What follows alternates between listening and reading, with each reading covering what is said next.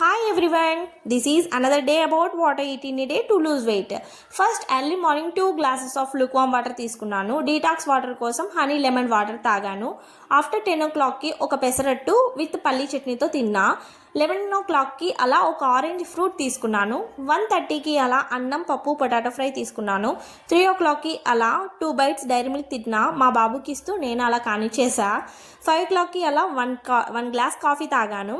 6 o'clockకి ABC juice తాగాను. A for Apple అనుకుంటారేమో, కాదు ఆమ్లా. ఇంకా బీట్రూట్ క్యారెట్ కొద్దిగా కరివేపాకు లైట్గా హనీ మిక్స్ చేసుకొని తాగాను.